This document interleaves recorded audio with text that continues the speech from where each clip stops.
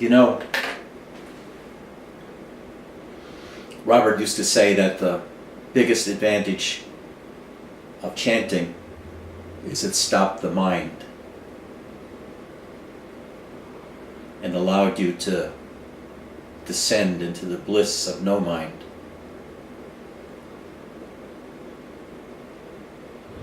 But there's something about chanting more than just stopping the mind. It evokes in you an openness of your heart, at least in me.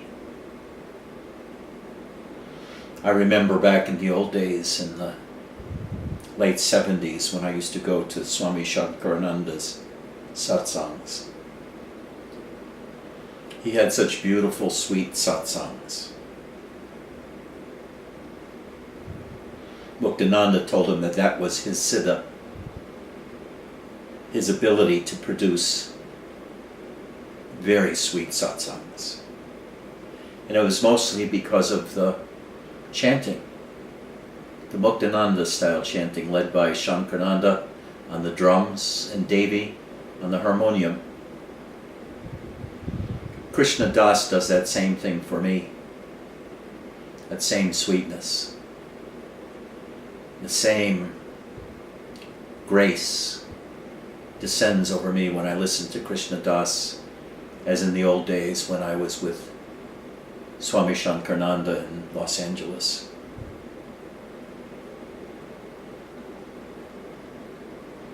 Oksana, I see it's gotten darker and darker again in the Ukraine.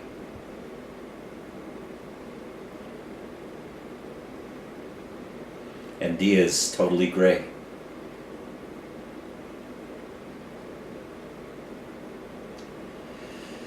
Why do you come to satsang? Why did I go to satsang? I was looking for something. Supposedly I was looking for understanding. But really I was looking for that which is beyond understanding. I was looking for the peace of knowing with utter certainty who and what I was, and no longer seeking to understand who and what I was.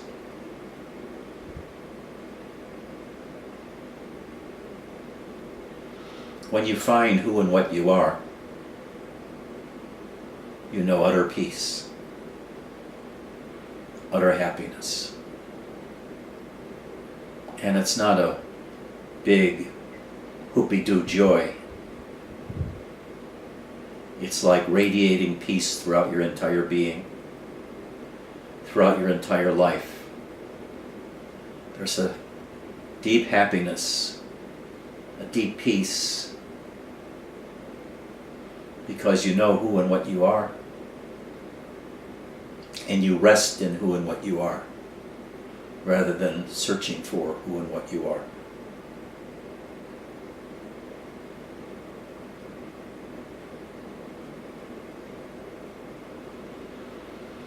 We wake up in the morning, and for a second or two we don't know who we are or where we are. We're just awake. And then something happens. Something enters our brain, the energy from below, from the heart, from the gut. And suddenly we become self-aware. I'm Ed in bed in Sun City, Arizona. And the whole world comes alive. The external world is born. My mind is born. I am born.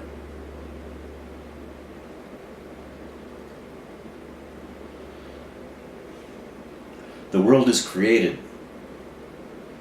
and it's filled with forms. Forms that are old. Maybe I learned them 60 years ago, or 40, or 30. The form of my body, the form of my thoughts, the form of the breath that I take within and I feel and I know it's breath, forms of the four walls around me, the lights, the computer in front of me, the cameras in front of me. And I know everything. I attend to it, and I can call it by its name. There's Kali over there, lying down by the window. My sweet Kali.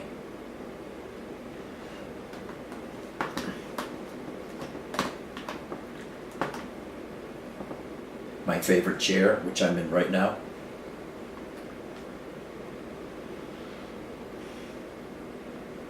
And with you.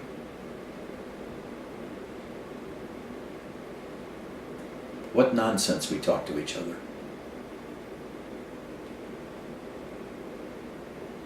We all believe in the same forms because we're all Westerners. We grew up in a conventional reality with names and forms. Beliefs. Beliefs that I'm a body, you're a body. You have a brain, you have a mind, you have emotions, you have wants, you have needs.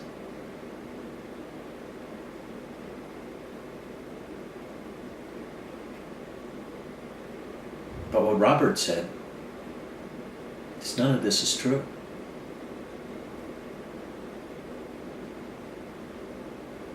You don't exist. Not at least as you think you do.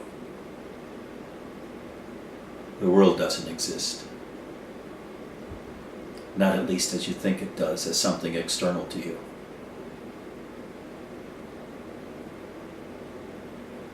What you truly are is that which perceives the body and perceives the world. But you identify with the body. You identify with as being a subject or an object within this world around you. When you first open your eyes in the morning, there's nothing, and then the universe appears. It appears to be infinite space around you. I can look outside now and see clouds 10 miles away.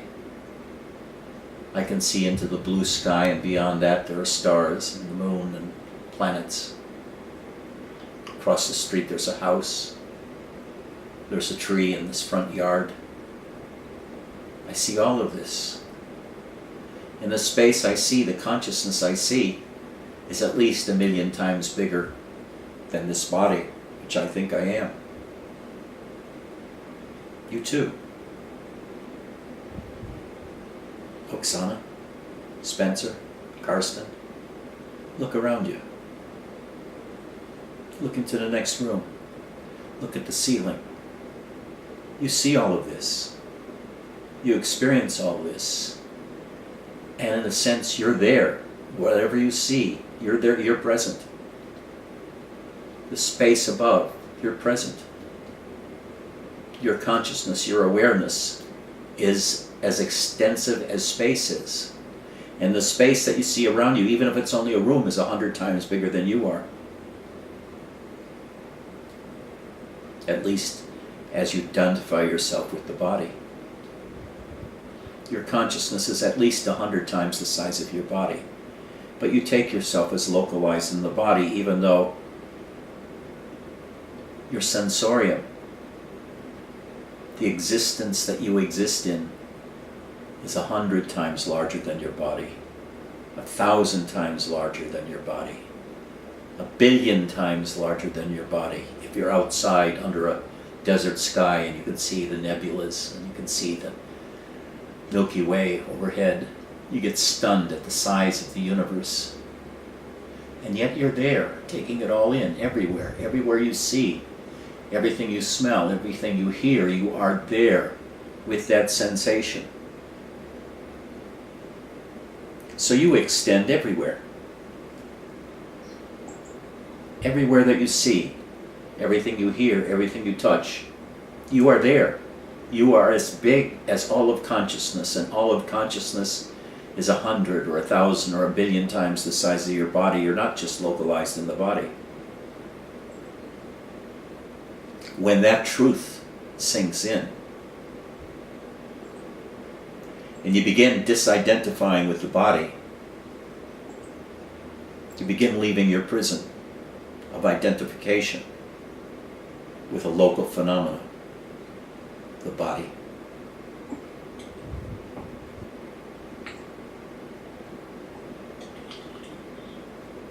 When you can no longer identify with the body, you're escaping your penitentiary. You're escaping the Ukraine, or the Netherlands, or Austria, or the United States, or Donald Trump. And you're getting as big as consciousness itself.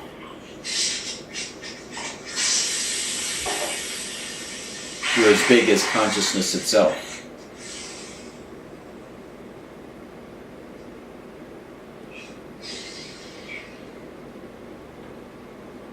So you begin to identify with consciousness instead of with your body.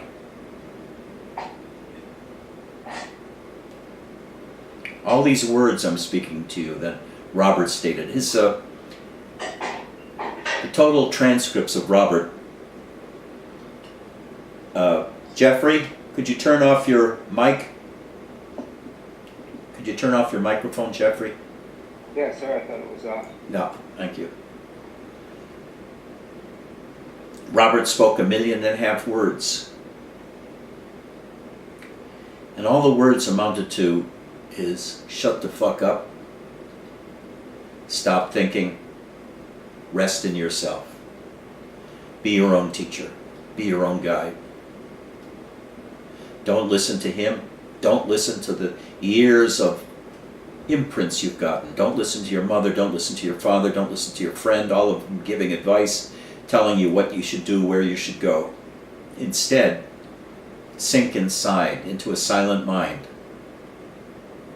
Perceive the world around you, the consciousness around you with a silent mind, without identification as the body or as consciousness, and live in this way.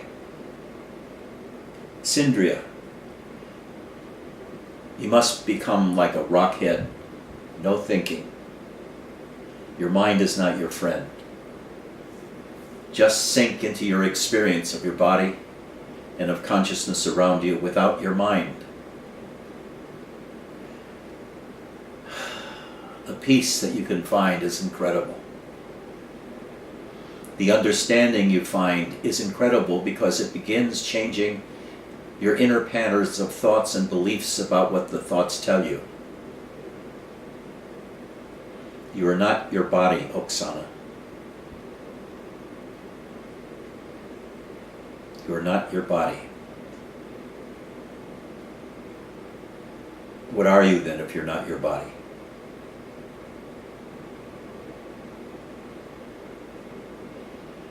Angela has become nothingness and disappeared. Dia never became into vision herself, she still disappeared. Peter, though, however, is making an appearance. Peter, do you identify with your body? Very strong. What? Very strongly. Yeah, okay. The thing to do is sit in meditation and sink into your experience of your body, or what you think your experience of your body is. Feel it all. Feel the muscle tension inside. Feel the expanding and contracting of your lungs when you breathe. Feel your diaphragm moving up and down. Feel your head moving with eyes closed. In space. Look inside and see the emptiness inside, the darkness. Feel inside for any measure of energy movements inside, or your skin. And without a thought, just rest in yourself. Ultimately, this is the kind of meditation that Nisargadatta says to do. To abide in the I am sensation. And that does not mean a specific sensation like I initially teach in order to get you used to looking and feeling within. But it means resting in yourself, in your own experience of your own body and your own consciousness from inside without thinking. The Japanese call it shikantaza, just sitting with yourself. Consciousness merging into consciousness, self-awareness merging into awareness. This is so hard to do for so many because we usually think and think and think and think and think. Why am I sitting here? What am I doing this for? I could be doing something else. But if you do this long enough, a few weeks, a few months, just sinking in yourself, feeling the peace of sinking into yourself, you become open to accepting a different worldview than the one you were born with and live by now, that you are a body, a localized body in the physical reality around you. Was born, will die, have suffering, have joy, have happiness, but it's all fleeting, it's all changing. And instead begin to identify with all of consciousness, which means everything around you, including the chanting music, the walls, Kali the cat, all the other cats in the house. And you begin identifying with the totality of consciousness, what Nisargadatta calls the manifest self, the self presented in consciousness, the self of the world, the self of the sky, the self of all the hearing you hear, all the sounds you hear, all the smells you smell, all the tastes that you taste, all the touches of the skin, the air moving over your skin, all these sensations. They change. Instead of being a discrete body, you begin to experience yourself as the totality, not only of all the sensations of the body, but of the world around you. You identify with everything. The boundary between inside the body and outside the body disappears, and there's a unity experience of you as the totality of consciousness.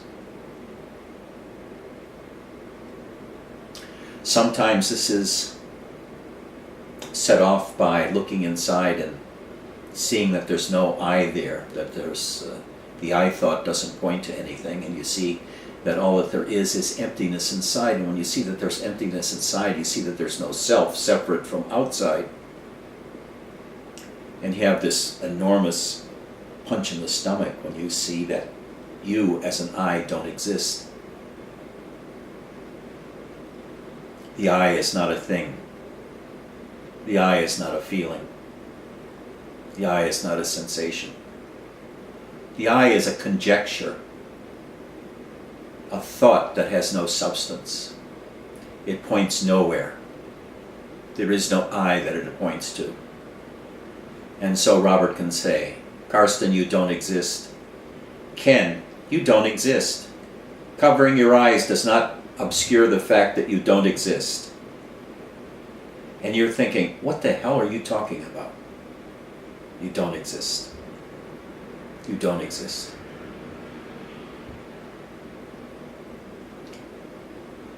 But all of you, I'm sure, have the belief that you're a body.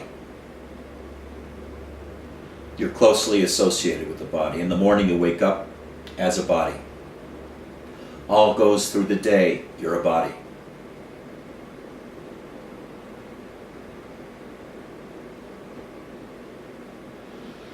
But when you begin to drop off from the identification of the body, your identification expands to the totality of your consciousness. You begin to feel yourself as the cat sleeping over there, as a tree in the front yard, as the sky above, as the sounds from outside, the birds flying overhead or a plane going overhead. It's unity, the totality of consciousness. You are now 1 billion times larger than your body. The body is the universe is no longer out there, but it's inside of you. You are everything and everybody. You become one with the totality of consciousness.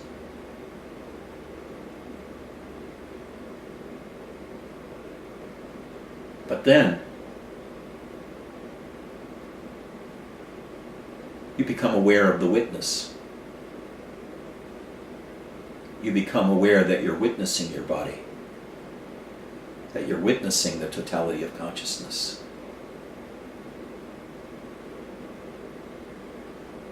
Whatever consciousness is there and presenting before you, you are there witnessing it.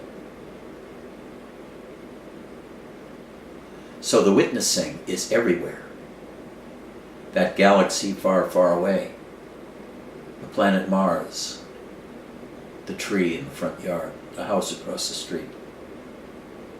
The witness is everywhere that consciousness is. And so is as large as the infinite consciousness.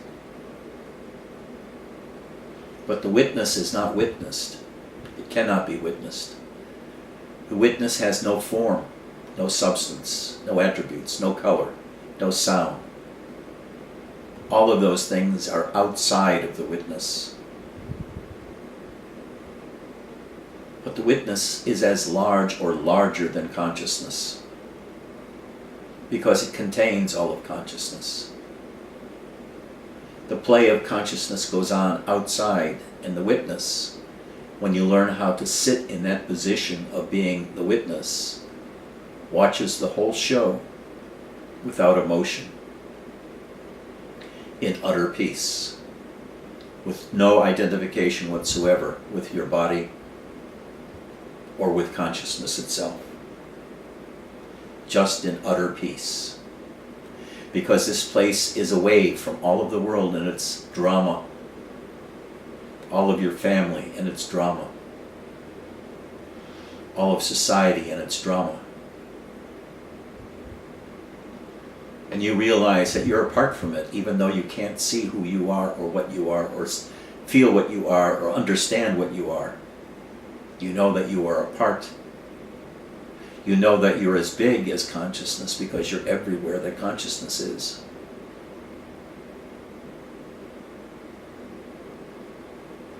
But you are not even limited by consciousness.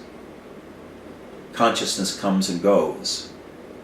You wake in the morning, you go to sleep in the evening, then you disappear. Consciousness disappears. But the next day it happens all over again, and all over again, and all over again. The coming and going of consciousness happens to you, the observer, the witness. And you begin to know, you begin to understand, intuitively, greater and greater, that you are this witness, more so than the body, more so than the world, more so than consciousness. They are alien things that come to you, the observer.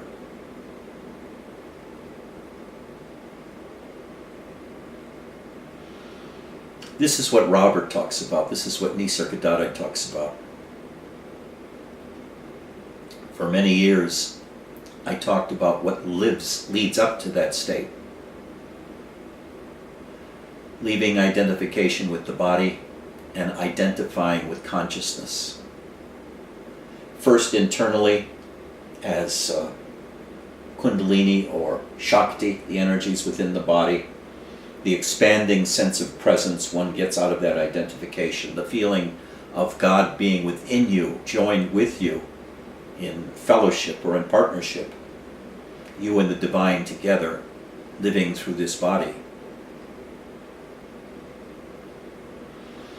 And this is a period of great fun, of great awakening, of feeling the life force within you so intimately, like you never felt it before, feeling your own existence like you never felt it before, a divine existence. Everything awakens and you become sharp. Everything awakens and you becomes more intense. Emotions are more intense. Love is more intense. Life is more intense. And you live in this intensity. You live in your own sense of presence, relishing living in your own sense of presence. Until that energy of discovery begins to subside, begins to go away, the bliss goes away. The energies slow down. You still feel them. The bliss is there in the background. But you don't pay them any heed anymore. Because now you're focused on being the witness, not that which is being witnessed, such as consciousness or the body.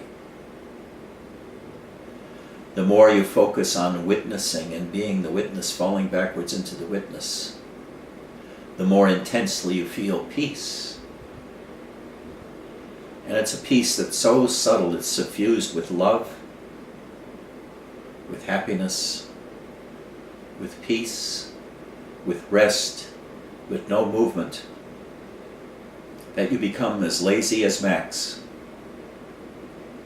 totally not doing anything, wishing for an end to his PhD program, wishing for an easy job where he'd only had to lift his finger once a day, that much, and get paid. You become that lazy as Ed, who sits in his fucking chair all day long and is just with himself or listening to MSNBC talking about Trump. Lazy, good for nothing. Leaving all the energies behind. Leaving all the sexual feelings behind. Leaving all the ecstasies and bliss behind. Leaving the sense of presence behind. They're all there. But you don't want to lift a finger, because the peace that you're feeling in the resting is so intense, and so much happiness is attached that you don't want to move. You're afraid even a little movement will ruin your peace.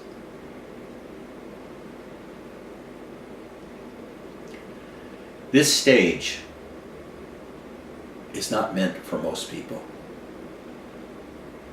Most people are still too involved in life, in working out the exigencies of their life and the trajectories of their life, getting things fulfilled, having a family, watching children grow up, making money, getting a house, etc.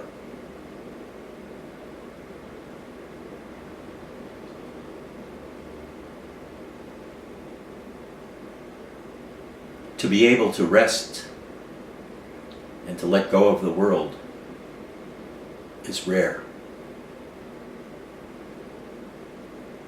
But this is where the highest truth is. Where there's no world, no body, just you resting in yourself, unmoving, in peace. Nothingness experiencing itself as nothingness. Because what you are is beyond experience. And experience is somethingness, but you're nothingness. Matter of fact, you're even beyond nothingness and somethingness, because you know both.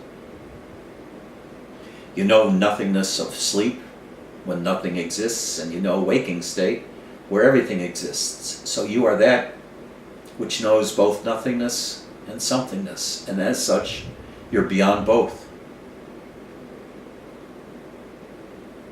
Utterly untouched.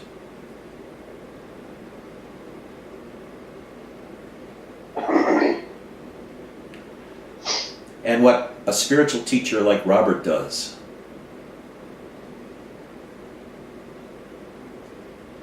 is to get you to shut up. Get the mind from constantly talking.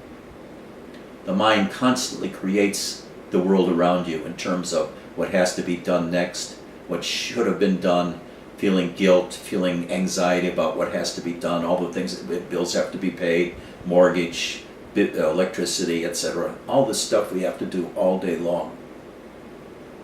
The mind is there, urging us on to get things done. It doesn't want us just to rest because it makes us feel anxious when we're doing nothing. Something should be done. We should be doing something every moment.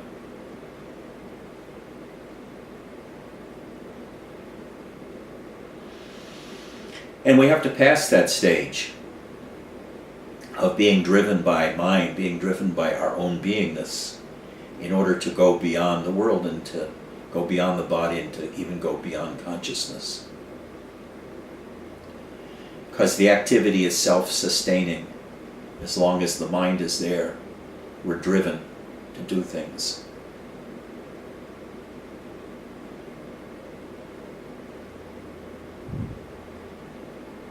Are there any questions?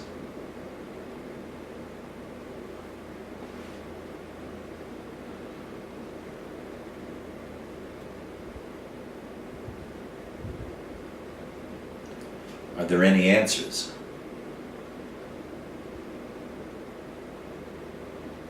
Any criticisms of my presentation? Anybody want to tell me that I don't really know what Robert was talking about?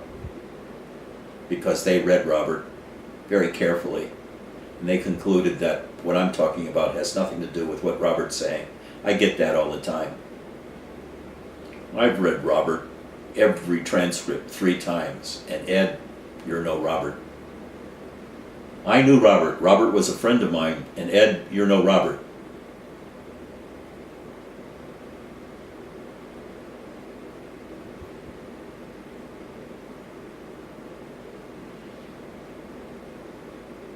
Ken, do you have a question?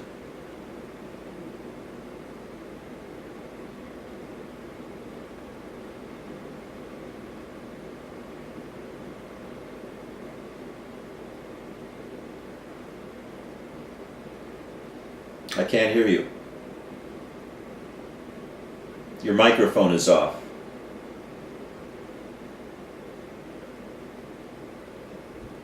Your microphone is still off. There you go.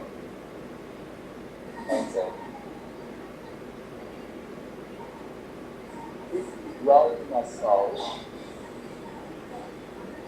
you said you look for the feeling of I, the presence of I, every day before bed or in the day I forecast myself. I'm afraid I can't understand what you're saying. It's so muddled.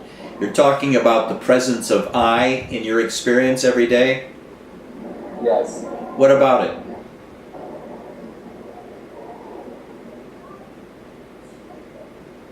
Do we need to relate to the teaching or we just feel our own experience of it?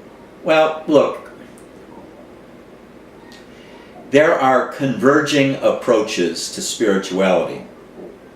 When it comes to what Robert is saying in Nisargadatta, there's 2 different approaches that should be done simultaneously. One is self-inquiry, which is either to look for the I thought and see if it points anywhere, look within for the I thought and see its connections, or feel the I feeling in your body and just rest in that I feeling. That's the self-inquiry aspect. The second aspect is the external teaching that Robert teaches, where he says, shut your mind up, because your mind is filled with thoughts and thoughts create the world that you're in. So stop the creation process by not reacting to what's going on in the world and keeping a silent mind as often as possible, such as listening through chanting.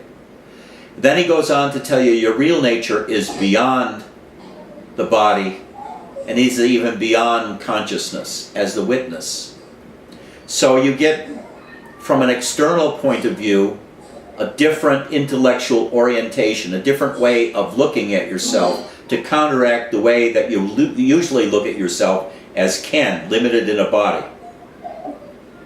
But you, on the other hand, from the inside, when you're in meditation or by yourself, you look inside for the I thought, or you feel inside for the I sensation, to rest there with no mind and get to know yourself directly without the intervention of the mind, by just being yourself.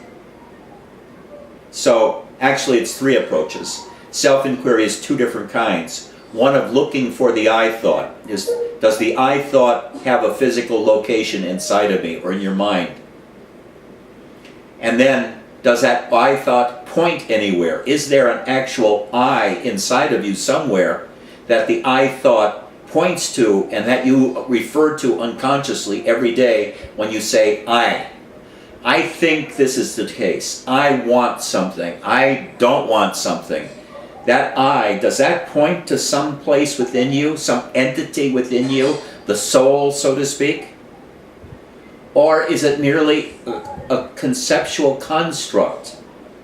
We believe that there's an I just because we use the term I all the time to refer generally to something that this body wants. And by that way we make it real, because we use the term all the time to refer to something associated with the body. I want to eat, I want sex, I want money, I want a husband, I want a wife, I want children. I want to destroy all of my enemies single-handedly. I want Trump to drop dead right now. That I associate with wants and desires associated with this body. But does that I exist as some discrete entity within, as a soul? That you have to look for. And then when you find nothing over a long period of time, you realize that there is no I that the I thought points to. There is no soul. There is no central coordinating spirit. Everything is just happening and unfolding within yourself spontaneously as your life would, based on its genes and based on its physical history, its upbringing, etc. It's just spontaneously unfolding, and you, as an I-ness, have nothing to do with it. You are just witnessing this unfolding process, but have tended to identify with this unfolding as you. Does that make sense? Yes, it does. I find that there's an I always in the activity, every day and every time. So I'm trying to fall back and look for this I, like you said. Yes. What country are you in? I'm in Canada. Canada? Yes. What part of Canada? Vancouver right now. Vancouver, great. Great weather up there. Yes. Start an ashram and I'll come up there and teach, because I like cool weather by the ocean. It's beautiful here. Yeah, I know. It's hotter than hell down here. Thank you, Ed. You're welcome. Any other questions? Angela, do you have a question? Sweet Angela, make an appearance. We'll give her time. Dia, make an appearance for us, the Dia. Make a face come out of that grayness. We've got shy people here today.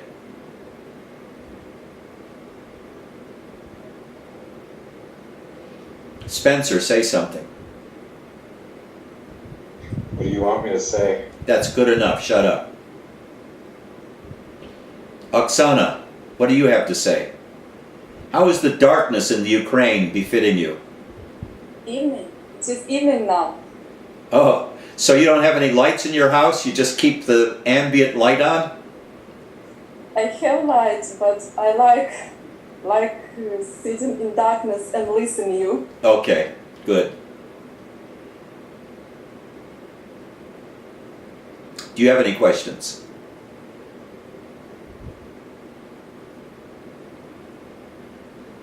Do you have any questions, Oksana? Okay, I try. There are many situations and I don't react on this situation, but how I can not react to the situation that I'm involved in and is very important for me, this situation. Understand? Yes? So you're saying how I can not react to the situation that is important, still important to me at this moment. okay. I don't like what Robert says to not react. To me, that is an act of will. You're stifling yourself when you do that. Like if you feel angry, and instead of feeling the anger, you stop yourself from reacting and you feel no anger. This is just pushing emotions away. This is just pushing wants and needs away. This is not getting to a free state. I think Robert is wrong when he did it. Remember, Robert never practiced any sadhana. It came to him automatically when he was 14. But he believes that by restraining yourself from reacting, you become like a zombie. But that's like being a prisoner in a chair and told not to react no matter what happens to you. You're repressing yourself. You're burying the human part of you. And I don't believe this in any way leads to freedom. Instead, just watch yourself reacting. Watch the reaction. Watch the feelings come up in you. And when the feelings come up in you like jealousy or anger, let them grab you fully. You don't have to act them out. You don't have to yell and scream. But feel the feelings, which is 100% opposite to what Robert is saying. Robert says don't react. And I say feel the reaction 100%. Own the reaction 100%. Own it 1,000%, because up to this point, you haven't been allowing that reaction to live because you've been repressing it or thinking you've got to get out of that reaction situation. And instead, love the reaction. Feel the reaction. Own the reaction. Let the reaction become you. This is so far different from what Robert and Ramana are talking about. They have no idea about psychology. Neither of them studied psychology, and neither of them are very emotional beings.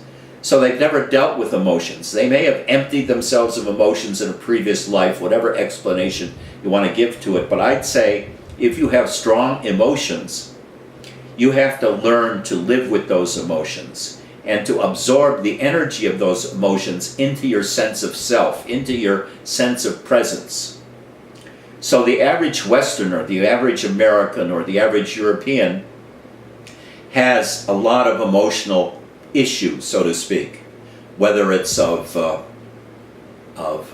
ability to bond with another, to form permanent relationships, or whether they get fearful of permanent relationships and they shy away from human contact, kind of what they call schizoid reaction. Or they get lost in relationships and they become an extension of the other person and they resent that in the other person, that the other person is the center of all of their attention. Or just the everyday life situation of having to pay bills, go to work, and all of these other inconveniences that prevent us from becoming one with ourself. I think you just have to learn to live with the grind. Feel the dislike you have for it. Feel the displeasure you feel living in everyday life. And own it. Own it into yourself. Take that into yourself and you'll find a transformation of that feeling. This is what Angela and I had talked about a couple of weeks ago. Of not liking the situation you're in. Feel the not like, 100%. There are a couple outcomes that can take place. First of all, that dislike becomes dissolved in bliss. If that's a heavy negative emotion and you like it, accept it, and own it, it can dissolve into bliss. Or, and this used to happen to me when I was doing psychotherapy with people, they become clear about what in their situation they don't like. And the dislike becomes so palpable that they decide to leave that relationship. Whether it's a man-woman relationship, or a daughter-mother relationship, or a son-father relationship, they find that it's too much to deal with and they just leave it and put up with the loneliness and the sense of loss instead of continuing in that relationship. The other thing is feeling that sense of displeasure, of dis-ease in that space, being in that space, and allowing it to percolate in you so that becomes the center of your focus, of your attention, and gradually makes its way into your heart. You may find out that your attitude towards that situation totally changes. If that dislike, if that dis-ease opens up and dissipates and becomes happiness, then in your everyday life you can become deliriously happy in the situation you're in right now, even though the situation you're in right now seems unpalatable, unsustainable. Because you've opened up that feeling completely of why you're uncomfortable in that situation, and it dissolves, leaving you able to live in that situation. So there are three outcomes: total bliss, acceptance of the situation, or deciding to move on and go somewhere else and put up with the feelings of loss and of grief that would involve leaving that situation, or guilt. Does that help? No.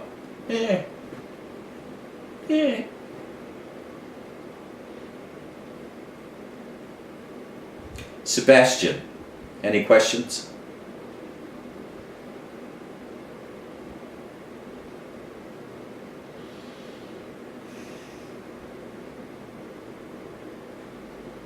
Max, any questions?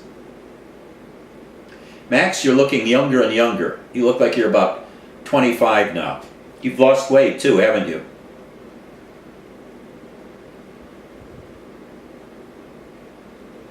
Mark, any questions? Any comments?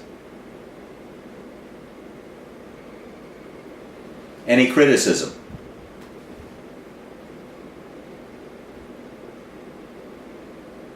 Angela, where are you? Hi, I just joined. How are you, Mark? I'm good. I'm good. Where are you located? I'm in Toronto. Toronto, another Canadian. Yeah, sorry for joining late. I just. No, that's all right. That's all right. Fine. That's great.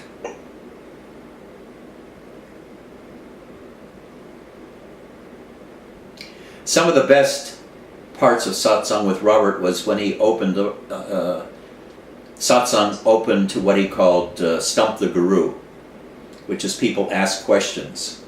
And he'd say, well, that's not a stumper or anything. But sometimes he'd get very deep because he was spontaneously responding to the needs of somebody in the audience. And often he would get very deep, the deepest part of his satsangs.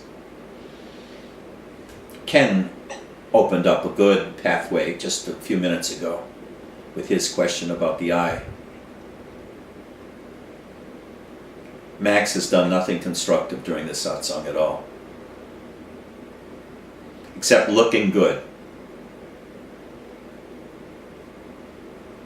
Okay. Do you want me to talk about any particular subject? Who, me? Anybody. Oh, okay. I have a question for you. How do you find the teachings of Gurdjieff as far as it aligns with what you do? Like, in my opinion, it seems like a good introduction to general concepts, but it's the practice that is, I'm doubtful whether the practice was as good as he purported it to be, but the principles seem very much aligned with I have no general- idea. I've Okay. never studied Gurdjieff. Okay, it's pretty interesting, but again, it's not in a life tradition, so, I have no idea. okay. Karsten, any questions? Well, since I've stumped you all, I had a question, Ed. who's that? Peter. Where's Peter? Where's Peter? I'm looking for Peter's. Peter's north of San Francisco. Yes, Peter. You know, I really love what you said about owning emotions and thereby transmuting them. And I worry sometimes in my practice as a master of repression over many decades, and someone for whom emotions have always been kind of frightening and a little foreign, someone who lives very much above the neck. I worry that my practice, as I enter silence, or my attempted silence, or however much silence my brain allows me to enter, I may be dissociating. I may be dissociating from my emotions. You likely are. Yeah. A lot of people that have schizoid tendencies, which means to live in their head and not in their hearts, will use the practice to accept or validate their into the headness. And your world can get more and more dry that way. It dries up because you're disconnecting with your emotions. You're disconnecting with your body. So a lot of therapies will be involved in getting you to re-own your body, which means to do scanning exercises, feeling your toes, etc., etc. And if anything sparks an emotion, to follow that emotion up. But it's really hard unless you're in an intensely emotional situation that really gets the emotions flowing, like falling in love or having somebody close to you die, which brings up depression and grief, or losing a job, which brings up fear and uncertainty, something to work with. And most people aren't in a situation where they're constantly confronting with massive emotional input. So you're in a tough place. Let me tell you, it's going to be hard for you to get out of your brain and into your heart.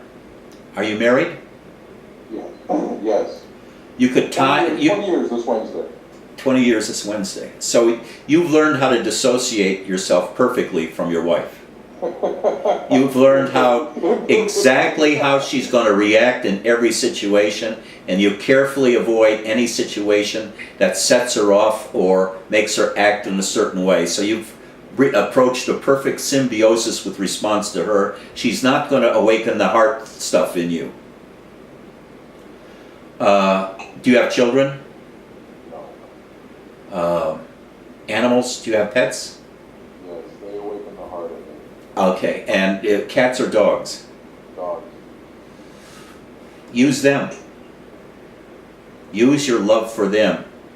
I use my cats constantly as a heart source. Feeling them, touching them, feeling their fur, scratching underneath their neck, feeling them stretch out in love and acceptance of me. And dogs are even more eager to do that than cats. But if you can touch an animal in such a way to express total love for them, you begin to feel that love awaken in you. And you become more sensitive to it. And then when they respond to you, you feel it in them. And when you feel it in them, you can feel it even more deeply in yourself. And this is how I came to realize the manifest self, because I tended to be isolated myself, intellectual myself, is to fall desperately in love with a woman. And the love exploded in me. The desire exploded in me. It awakened every cell of my body for several years, 2 or 3 years, and then the breaking apart and re-owning all of that projected stuff. But love like that, romantic love, total love, unconsummated. So there was a longing desire all the time. That's what awakened the sense of the divine within me. And it's a long process. I described it 100 times. How you can love someone so strongly that you become love itself. That you find that the person is unnecessary to awaken that love in you, that you are love itself. You are love itself. And when you have that experience, all the later experiences where you disassociate from the body and you disassociate from consciousness are made so much easier because you've done it. You've had the experience of total love, of totally being loved by a woman, totally being loved by a man, totally being loved. It's just like a little baby needs that mothering experience in order to grow and thrive. And when you've had that experience, you can move on.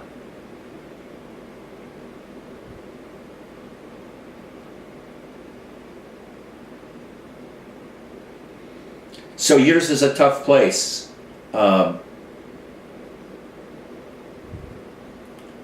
I would meditate on emotional topics rather than the I.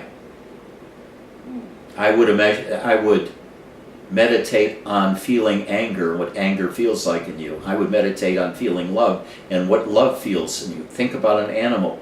Feel the love for the animal. Pet the animal, then feel the love. Do everything possible to intensify your emotions.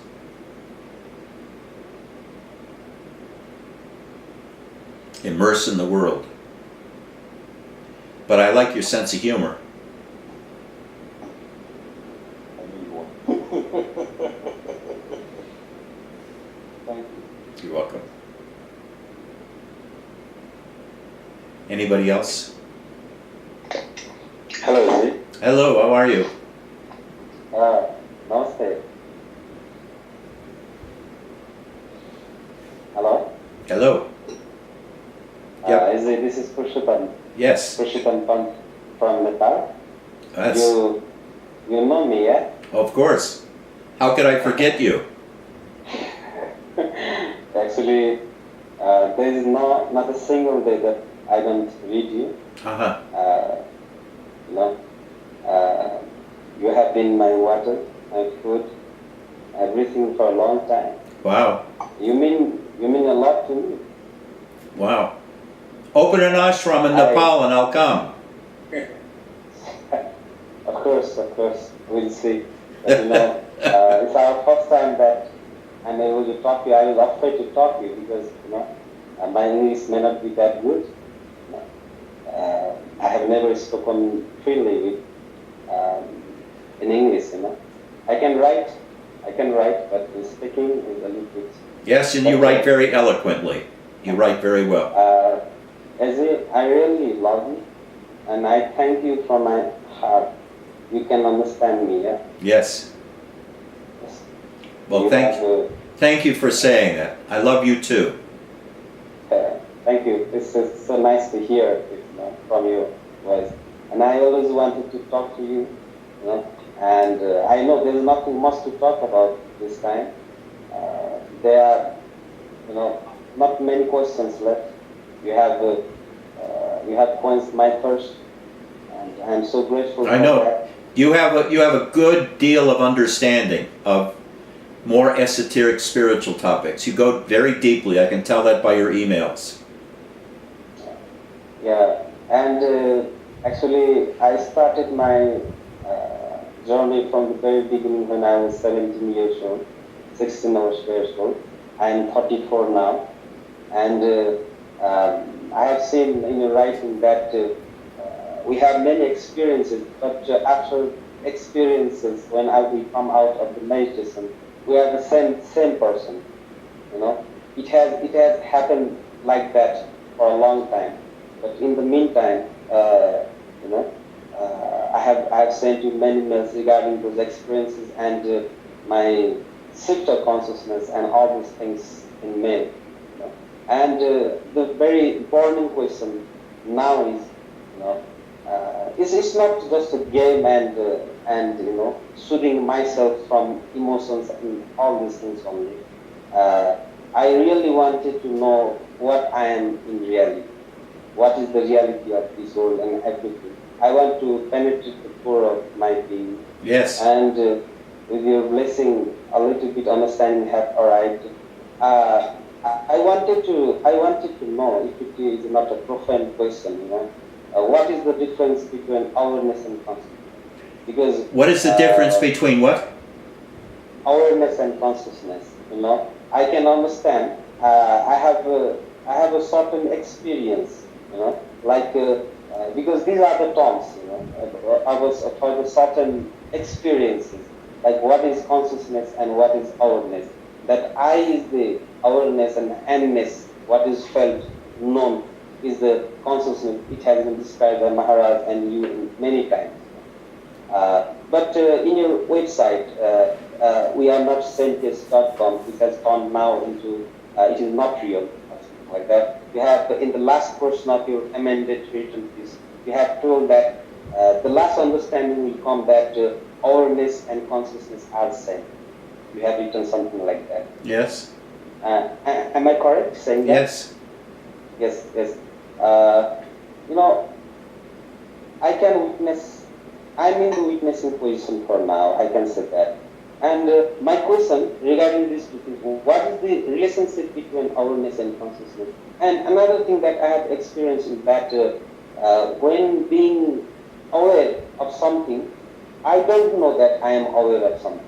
Because in my understanding, if I become aware of my becoming aware, then that awareness will be different from the real awareness.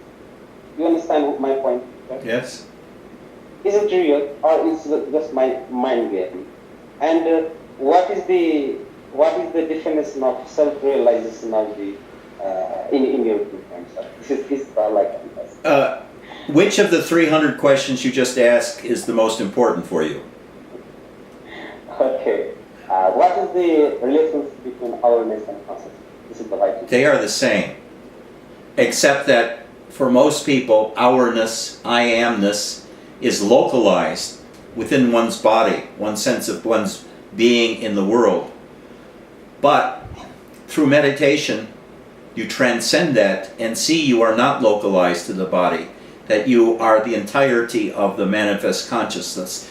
The identification with the local phenomena dissipates.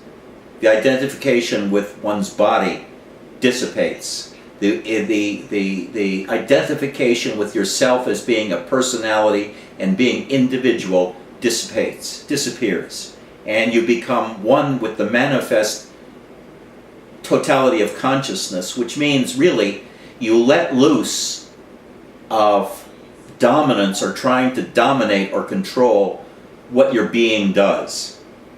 You let it do as it wants to spontaneously. You're no longer trying to control it as a person. You just let your own nature unfold spontaneously, just watching it, just enjoying it, rather than trying to constantly control it like Oksana is trying to do in her situation.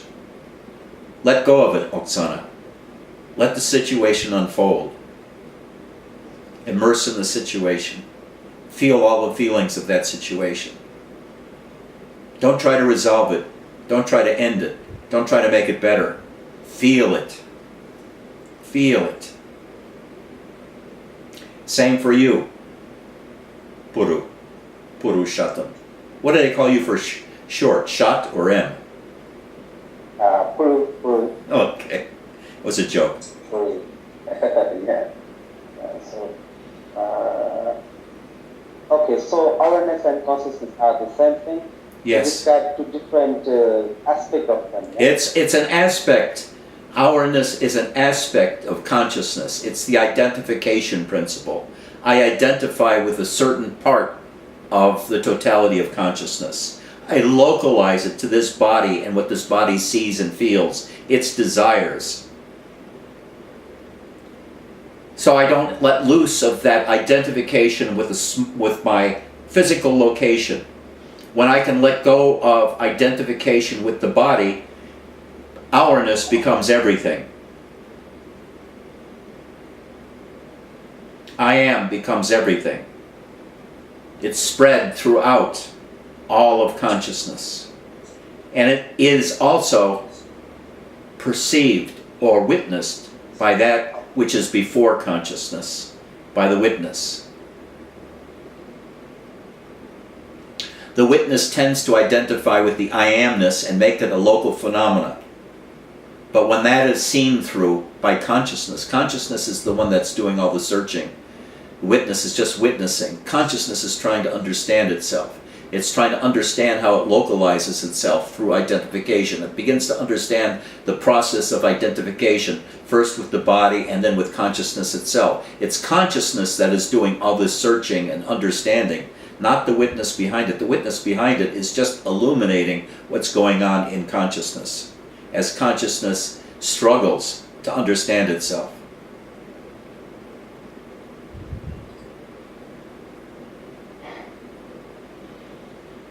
Well, I'm boring the hell out of myself.